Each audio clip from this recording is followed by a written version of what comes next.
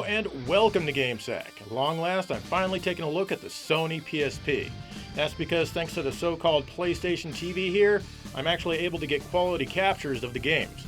But before we take a look at those games, let's take a look at the Sony PSP itself. The Sony PSP. In 2004, Sony decided to enter the portable market with a powerful new system that was far ahead of anything on the market at the time. Launching in Japan at the end of 2004 and the rest of the world in 2005, the Sony PlayStation Portable, or PSP, was truly a powerful system. It was the first and only portable game system to use disc-based media. The Sony Universal Media Disc, or UMD, was a proprietary format which could hold up to 1.8 gigabytes of data on a dual-layer disc. Sony even tried to push the format by releasing movies on UMD. The system featured a wide 4.3-inch screen with a resolution of 480 by 272 pixels. The PSP Go, which was released in 2009, featured a 3.8-inch screen and lacked a UMD drive, requiring all games to be downloaded. The control layout is similar to a PlayStation 2 controller, but with only one set of shoulder buttons and a sliding analog disc in lieu of an analog stick. There's also a slot for Sony's proprietary memory stick to increase the amount of storage. The internal rechargeable battery allowed anywhere between 3 and 6 hours of gameplay depending on the game.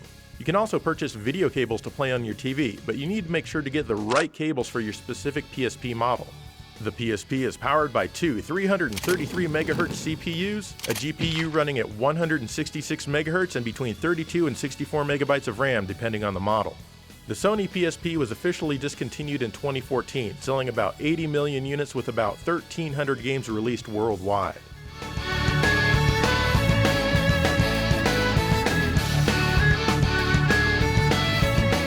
Alright, now that we know a little bit about the hardware, let's move on to the games. Now, these may look a little bit rough when they're blown up to full screen. I don't think they're too bad, but you might. If you want to see what the PSP really looks like, then watch this episode on a PSP-sized screen, which, like I said, is about 4.3 inches diagonally. Anyway, on to the games.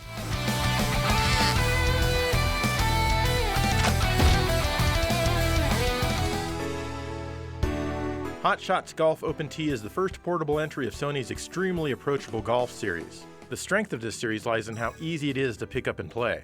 You have your typical swing meter, but if you're close enough to the hole, it'll tell you the optimum power that you want. Everything is extremely well put together in this game, and it's very hard to stop playing. I seriously recommend it even if you don't like golf or sports games. The graphics are perfect for the handheld and move very fast and smooth. The music is upbeat if you enable it, but you don't have to. This is the perfect game to play if you're in a waiting room somewhere. Or you might even consider Hot Shots Golf Open Tee 2. Despite being released 3 years later, this is pretty much just a slight upgrade of the same game. Even the music is the same. There's really no need to own both games, but if you want one and you have a choice, go for part 2 here. Nice shot!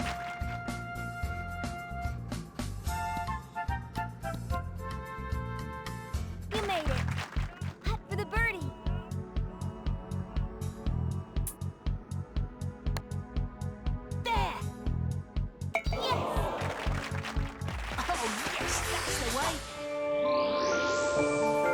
Do you like strategy RPGs? Then make sure to try out Jeanne d'Arc from level 5. You play as Jeanne, whose village has been destroyed by demons. You start hearing the voice of God, and an armlet affixes itself to you, giving you quite a bit of power. The story is loosely based on Joan of Arc, if you haven't guessed that already. In fact, the story is quite good and can be darker than a lot of other games I've played in this genre. The game itself plays like a 3D Shining Force. If you're familiar with that, you'll have no issue jumping right into this one. You have a certain amount of space each character can move. After that, you can fight if you're close enough to an enemy. Of course, certain characters can attack from further away than others. After all of the characters in your party are done, the enemy gets a turn. Of course, the game throws more at you than just the normal Shining Force stuff, like the armor Jeanne can wield if things go a certain way in battle. There's also a group shield that can happen, and more stuff like that. The control works well enough, though sometimes it's a bit cumbersome to navigate your cursor along the grid, but it's certainly nothing that'll make you pull your hair out. The stages can take quite a bit of time and they get fairly big. Between the stages, there's lots of story to be told. Often you'll see anime cutscenes and they look really nice. You'll also be able to buy things in the shop and equip your characters with new items and magic attacks. Each stage has a specific objective, so pay attention to your goals and also what you need to prevent from happening. The graphics are nice, if a bit grainy. The colors are all very well done. The music is adequate, and it certainly doesn't get annoying. Overall, this is a fun one, and it can be quite addictive if you enjoy these types of games.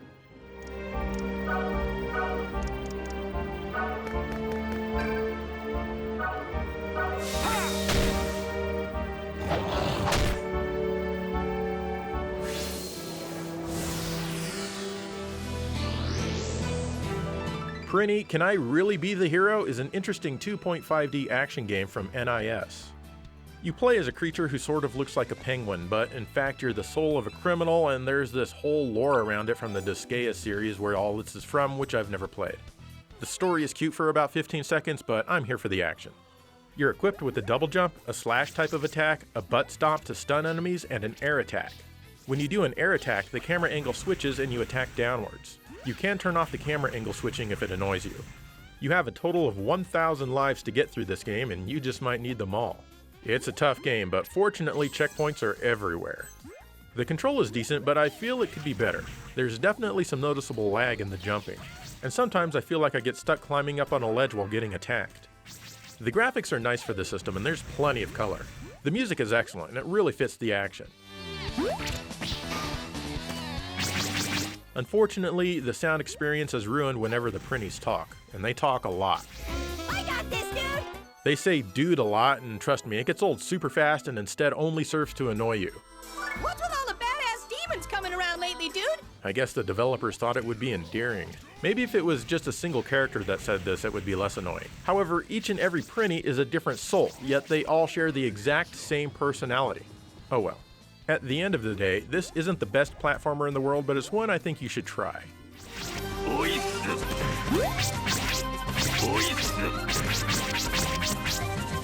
Yeah!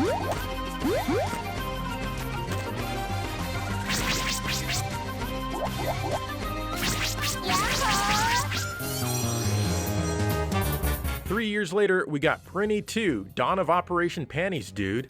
That's right, this time you're actually hunting down stolen panties.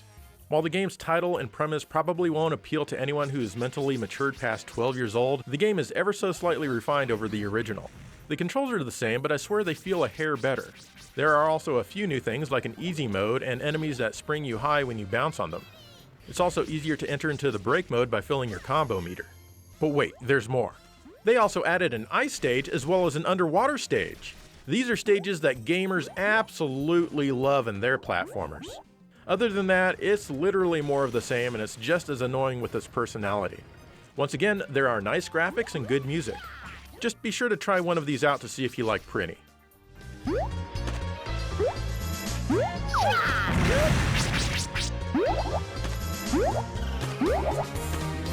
Yeah, dude! Great, dude!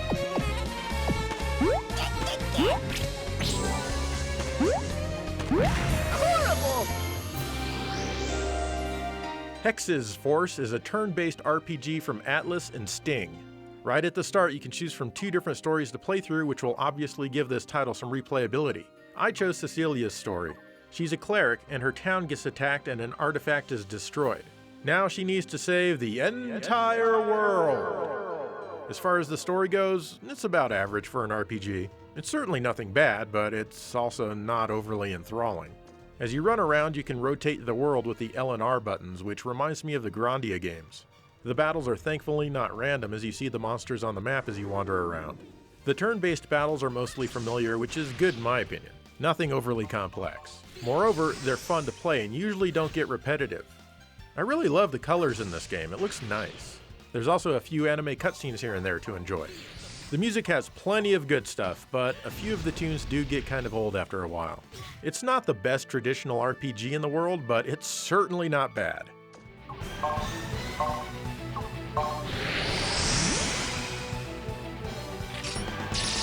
show you what I can do! Angelic Beam!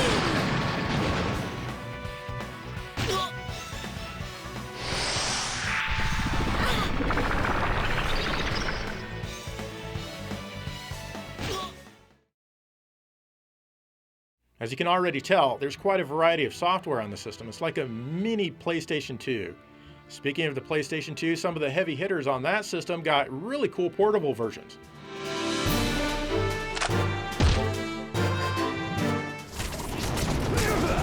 There are two God of War games on the system that I should mention quickly, even though we've shown them before.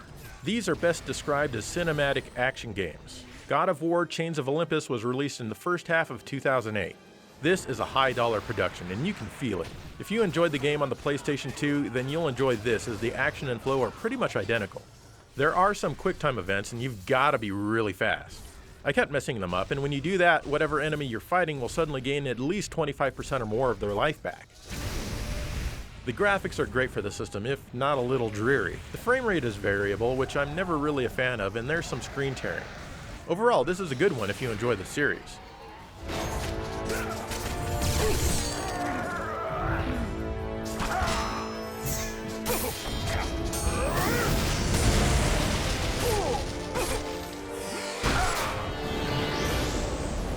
God of War Ghost of Sparta was released in late 2010.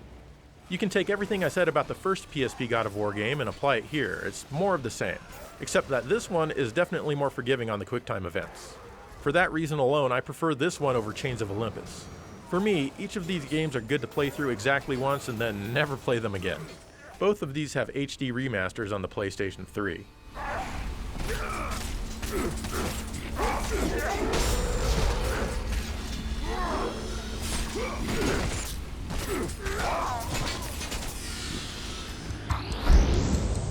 Ridge Racer was a launch game on the system.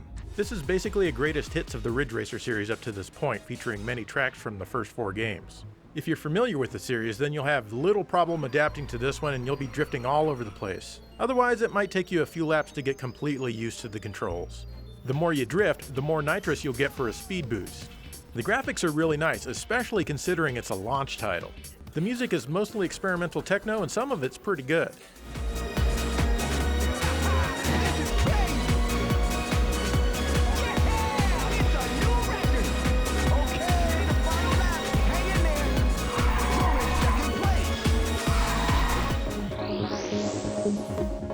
Years later, Ridge Racer 2 is released, but only in Japan, Europe, and Australia. Screw you, North America! This is more of an update than a true sequel, kind of like Ridge Racer Revolution was compared to the original Ridge Racer.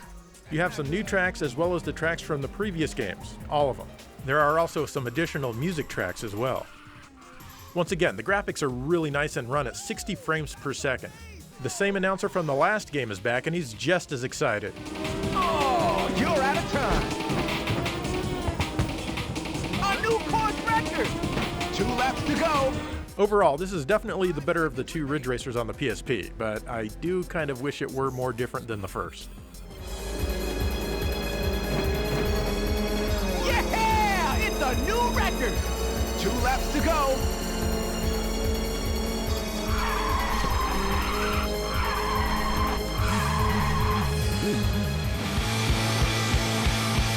Burnout Legends from Criterion and Electronic Arts was released in 2005. This one plays mostly like its big console brothers, specifically Burnout 3 and Burnout Revenge. You race as a generic car, trying to come in first, all while crashing, causing others to crash, and generally just having a hell of a good time. You earn boost by taking risks such as driving on the wrong side of the road or bumping up against your opponents. The gameplay is all quite intuitive. There are other modes like Road Rage where you need to take down a certain number of other cars to proceed. There's even a pursuit mode where you're the cop and you're basically playing Chase HQ if you're familiar with that game. You ram the criminal's car again and again until he dies forever and ever. The graphics are really good, but they only run at half the frame rate of the console Burnouts. The music is all licensed, most of it being pretty much garbage, with a few decent songs here and there.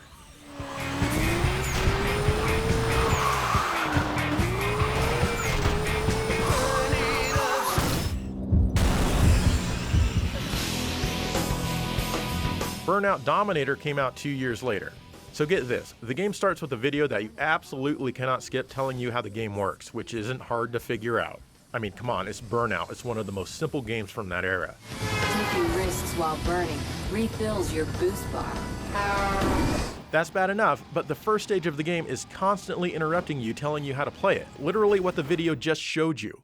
Criterion and EA must really think their customers are insanely stupid. A baby can figure this game out. Once you get past that nonsense, the game improves. Unfortunately, I don't feel it's quite as good as Burnout Legends. You start out in an old clunker doing drift challenges to earn points. Eventually you get to a real race that has you on a big track with lots of speed and action. There are many different things you can try to achieve while playing other than just meeting the requirements of that particular race, like drifting for so many yards or whatnot. Think of it like trophies, just extra challenges. This game has the same quality of graphics as Burnout Legends for the most part, but the licensed music is actually slightly better. Except for Avril Lavigne, what is she doing on here? Overall, it's still a really good portable Burnout game.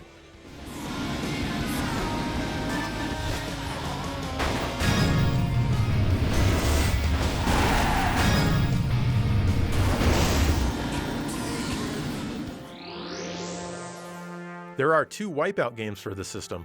The first is Wipeout Pure. Sure, it's a poor man's F-Zero, but out of all of the poor man's F-Zero racing games out there, the Wipeout series is probably the best. This controls really well, and it restored my faith in the series as I was really turned off by the controls of the original game. This is still floaty, but it feels smoother thanks to the analog disc thing. I still kind of suck at the game, but I suck a bit less at this one. The graphics are fast and smooth, and the soundtrack is the European techno that we've come to expect from the series. A few of the tracks are actually even kinda good.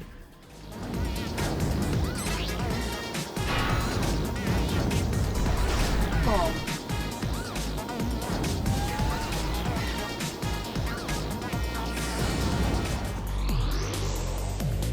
2 years later, we got Wipeout Pulse. This one seems to have a higher production value. The tracks themselves are definitely more interesting in this one. It does seem to be slightly more difficult compared to Wipeout Pure. I'd prefer these games without the weapons as I don't really feel that they add anything of value. The weapon effects do look really cool though. This was released on the PS2 in Europe, and you can also get both of these PSP Wipeout games upgraded in HD on Wipeout HD for the PlayStation 3. This is another good entry into the Wipeout series.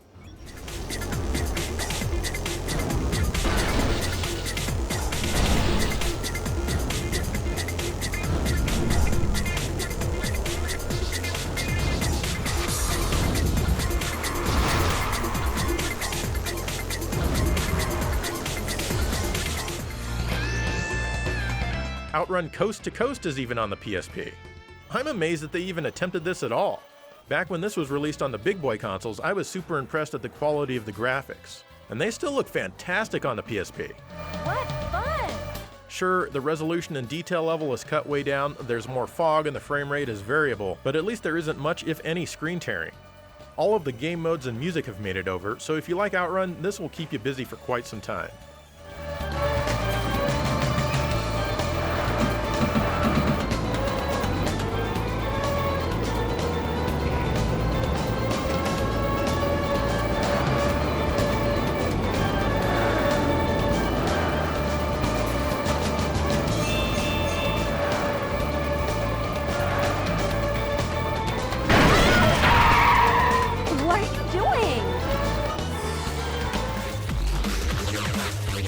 And of course, you have Gran Turismo. This is one of those racing simulators that kind of takes a while to get into.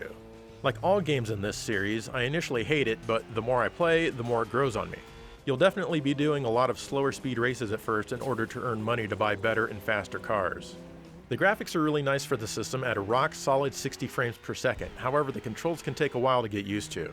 The music is mostly excellent, so it gets bonus points from me.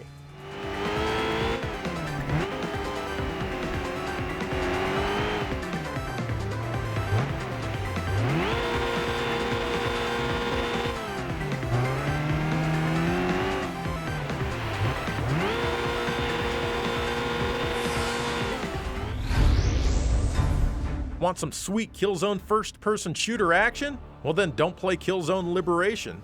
That's right, this one is more of an overhead run and gun, which honestly I think is a nice change of pace. The structure and pacing of this one is similar to a standard first-person war game though. You have missions to accomplish, ammo to grab, and secondary weapons to use. And of course, you have a radio buddy who magically knows exactly where you are and what you're doing at all times. Find some C4 to take down the wall. Rico should be in that area. You even get partners that roam around with you, which you can give minor commands to. Of course, it doesn't take much for them to fall in battle, which requires you to rejuvenate them. This annoying aspect kind of reminds me of the first Gears of War game. The game itself can be slightly cryptic. It took me a bit to figure that I need to toss a frag grenade right into these sensors to disable them. But let me tell you, aiming your grenade can be a little bit of a chore. The game is still pretty fun though. The graphics are good, but there's some screen tearing that pops up now and then. The sounds are average for this type of game. Unfortunately, there's no music during gameplay because, it's super serious and all. Still, I'm glad that this wasn't just another first-person shooter.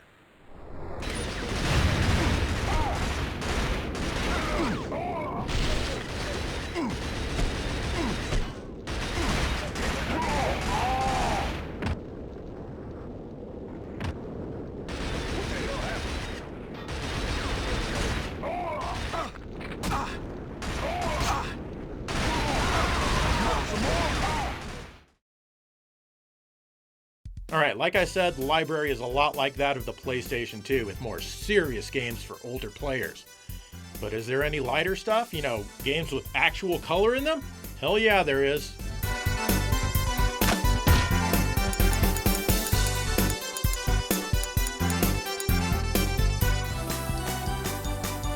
Mega Man Powered Up was released by Capcom in 2006. This is a remake of the first Mega Man game, only, powered up.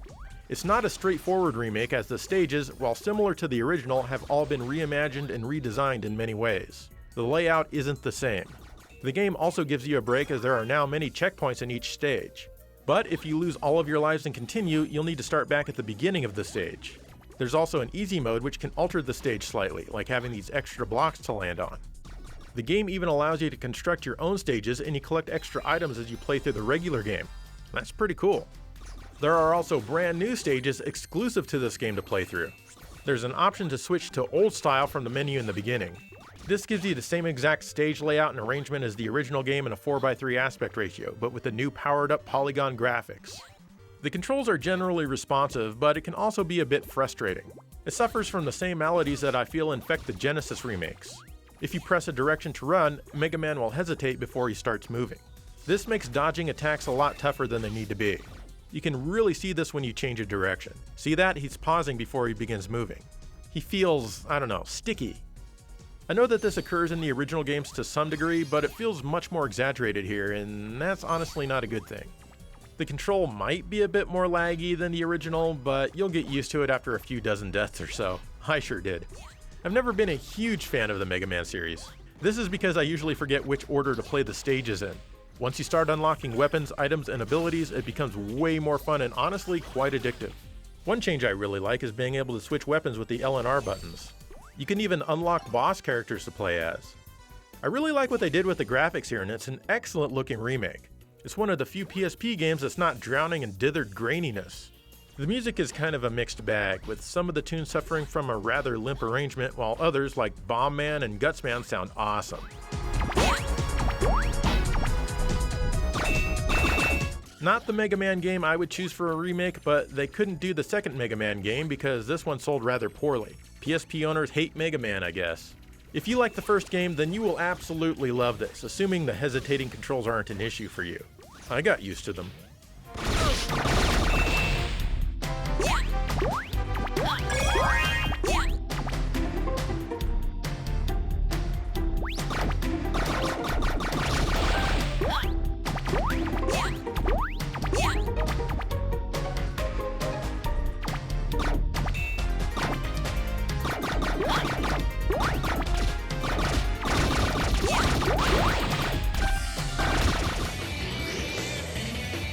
Mega Man Maverick Hunter X was also released in 2006. That's right, the title screen says 2005. No need to leave a snide comment, I know about it. They probably just didn't bother to update the year for the North American release. It happens. This one was actually made and released before Mega Man Powered Up, but I played it after. This one is a straight up remake with none of the new additions that Mega Man Powered Up enjoyed. You have new graphics formatted for the PSP screen and redone music, but the same exact stage structure and mostly the same gameplay. Not that that's a bad thing if you enjoy Mega Man X. A lot of dialogue has been added. People who were kids when the original Mega Man games came out were teenagers once Mega Man X hit the stores, so they needed a little bit more angst in their game. Maverick Hunter X here delivers that in spades with super angry voice acting. Looks like you've gone Maverick. I'm taking you out. Overall, this is a good looking and sounding remake that controls well enough. Give it a try, but as for me, I'll stick with Mega Man Powered Up.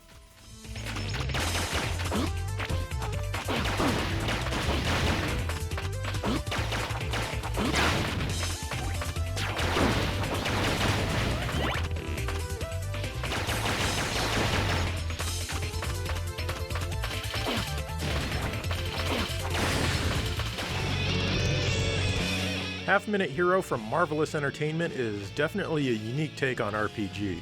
Basically, in each chapter, an evil lord casts a spell which will destroy the entire world for whatever reason in 30 seconds, and you have to stop them in that time. You have random battles that happen often to slow you down. It'll take you a few tries before you figure out each chapter in order to do everything fast enough. Often you'll need to go to a town or a cave to get an item. Fortunately, the clock doesn't run when you're in areas like these. You'll also often have to pay to reset the clock, sometimes even more than once per chapter. Overall, it's a fun and lighthearted take on the genre, but it's definitely not for people who get stressed or anxious at these quickly running clocks.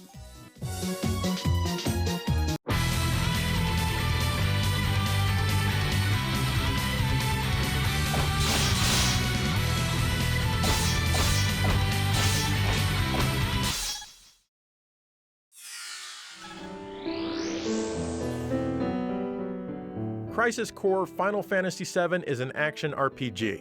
This takes place before the events of Final Fantasy VII proper. You play Zack, who is a soldier working for Soldier. You embark on many missions and come into contact with multiple characters from the real Final Fantasy VII. The story is pretty good and easy to follow. It kept me interested. Being as this is an action RPG, the battles are different from the original game. They're different from anything I've experienced in any other game, in fact. Basically, you lock onto an enemy and engage the action you've selected. At the bottom right of the screen are icons you cycle through with the L and R buttons. This all happens in real time, so if you need to take a potion or an elixir, you need to cycle into your bag and find it all while you run around. You can also select and use your magic attacks the same way. It sounds frustrating, but once you get used to it, it's actually really fun. And honestly, I was used to this by the second enemy I fought, so it doesn't take that long. There's also a slot machine type of deal in the upper left of the screen. These will automatically interrupt the battle to give you increased powers, level you up, or give you a super special attack. I didn't care for this aspect as I find slot machines and gambling pretty boring. I don't feel that this adds anything of substance to the game, but at least it's automatic as far as I can tell, and you don't seem to have to worry much about it. I could have paid more attention, or at least some attention to the tutorials if I wanted to figure it out, but nah. This game really dates itself with the flip phones that are everywhere. Not only that, but everyone loves to send email back and forth as a prime means of communication. You'll be reading a lot of emails. Wandering around a few of the areas can get a touch boring because they seem so empty. Mostly though, I found this game to be extremely entertaining with some good characters. Towards the end of the game, you might also be persuaded to feel some emotions.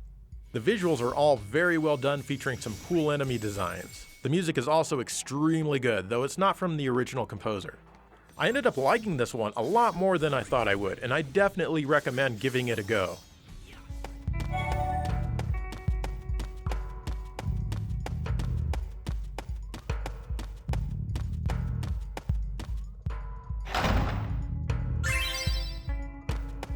Activating combat mode. Yeah.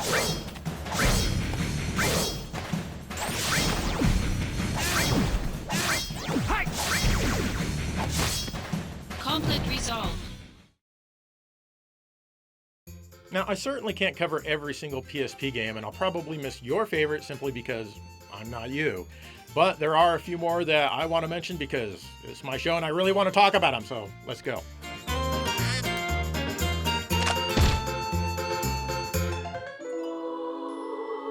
Of course, I need to mention the Ys titles that are on the PSP, like Ys 1 and 2 Chronicles. This action RPG is a remake of the first two games. Or maybe a remake of a remake, as it's based on Ys 1 and 2 Complete, which is based on Ys Book 1 and 2. Got all that? Good. Anyway, I really like this one. You can select either game right from the start. There are small bits and pieces that have been added over the original game, and most places are significantly bigger. It still has the bump combat though, so some people are still gonna complain. But I really love the redone 2D artwork. You can also choose from 3 different styles of the music. I really like both Complete and the new Chronicles music. I switch back and forth a lot just so I can hear how they both sound. The only thing I don't like about this disc is that the scrolling is only 30 frames per second, so it's a bit choppy. This game is also one of the more expensive PSP titles these days.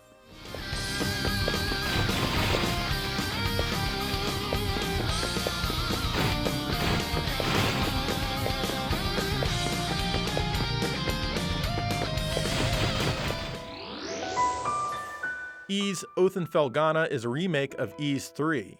This one is rebuilt from scratch and now takes place in a 3D-ish world like the more modern Ys games. The story is the same, but everything has been greatly expanded here. Even the music has been redone, and it's incredible. Some of the areas don't work very well in 3D, thanks to being able to fall all the way down to the bottom countless times. Very annoying. I still prefer the original game as flawed as it is, but this one is still fun to play if you're a fan.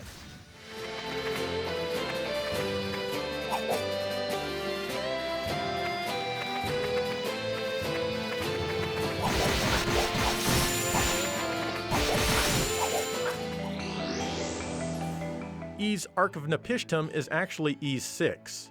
This was not only the first Ys game to be released on the PSP, but also the first Ys game to take place with these kinds of 3D polygons. It's pretty rough around the edges all over, but the gameplay is generally pretty good. This is far from the best version of the game, but it's still worth a try if you want a portable version.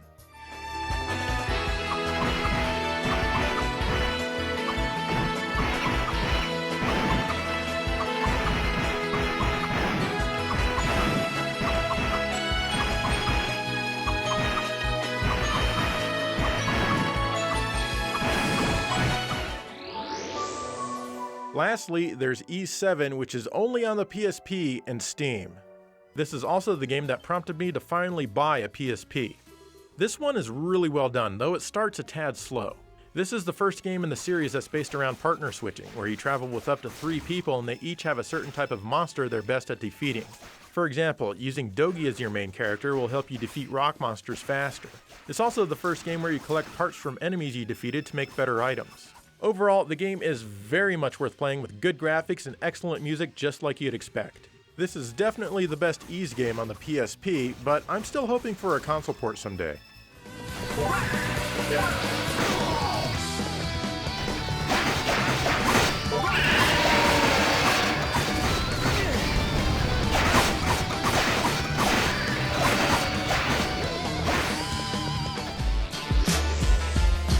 There are a few Grand Theft Auto games on the system, but the one I want to talk about is Grand Theft Auto Liberty City Stories. That's because this is the best-selling game on the platform. It kind of shows you that the audience that bought the PSP generally skews a little higher in age than other portable systems like the DS. This takes place before Grand Theft Auto 3 and also in the same city. It also plays just like you'd expect. You can do missions which will result in you needing to drive from place to place to take care of business. This earns you money and sometimes other things. Or you can just waste your time causing havoc in the streets. It's all up to you, and that's what I love about this series. It is kind of scaled back compared to Grand Theft Auto 3, but that's to be expected. The graphics are good for the system considering the overall size of the game. And of course, the radio stations while driving around can be hilarious. The internet may appear new and fun, but it's really a porn highway to hell. If your children want to get on the internet, don't let them. It's only a matter of time before they get sucked into a vortex of shame, drugs, and pornography from which they'll never recover. This game was also ported to the PS2 and mobile phones. Overall, it's definitely a fun little GTA. My fries are on the seat! I got escort! Tight clothes. Don't you think, Andy? I don't know, Cliff. Sometimes guys can sing great too. Oh, stop creeping me out. You're a teenager, so you're really important. We understand that. Now, it's time for you to... In 2006, Capcom released Ultimate Ghosts and Goblins. Once again, the princess has been kidnapped and of course you need to rescue her. If you've played other games in this series, then the basics are very familiar. You jump around and you get an assortment of different weapons. You can shoot in all 4 directions like Ghouls and Ghosts, and you can even double jump like in Super Ghouls and Ghosts. Well, once you get the winged boot that is, but that happens at the end of the first level. Like any game in the series, it's definitely challenging, but this one gives you more hits before you die, more lives to start out with, and it even respawns you where you die. This is all on the normal difficulty setting. This game knows how tough it is. There's also lots of stuff to collect if you want the proper ending, and you can revisit the stages you've cleared to make sure you get everything. The graphics are really good, but I feel that the control is kind of weird since it's all polygons now. You get used to it, but it's just not the same or even as good as it is with sprites. The music, on the other hand, is generally pretty good throughout. This is indeed the ultimate Ghosts and Goblins game, but that's to be expected since there's only 2 of these. It doesn't hold a candle to either of the Ghouls and Ghosts games, however. Yep, that's a technicality based on the North American names, and yes, I will die on this hill.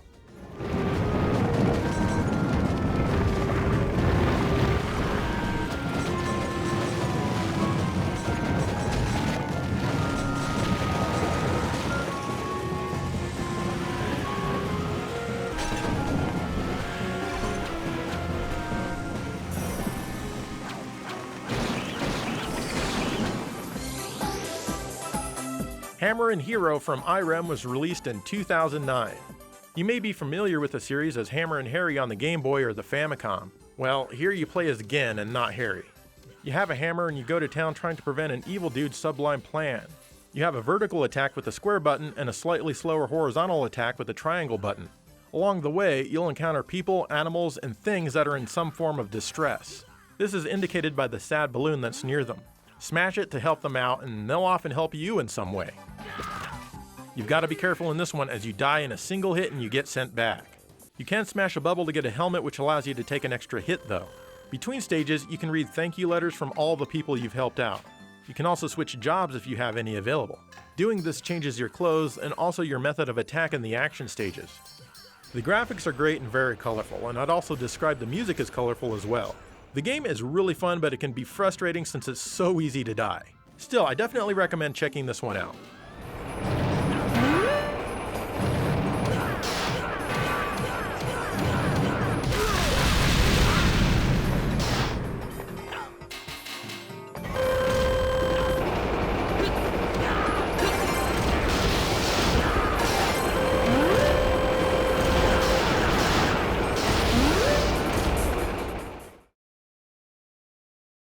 And there's the PSP for you.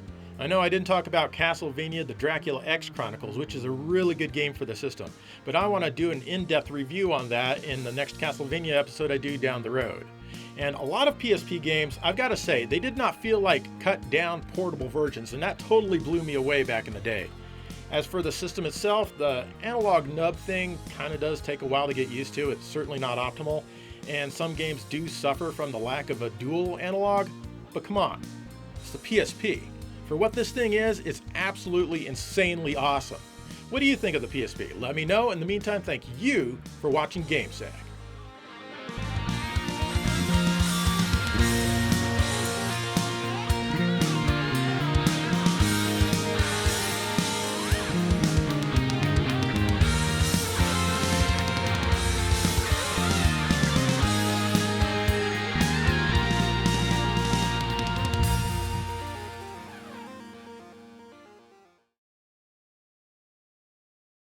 You know, I went that entire episode without once saying that the PlayStation Portable, or PSP if you will, is backwards compatible with the original PlayStation's library. And I want to play the best PlayStation game on it right now. And that, of course, is Kalik, the DNA Imperative.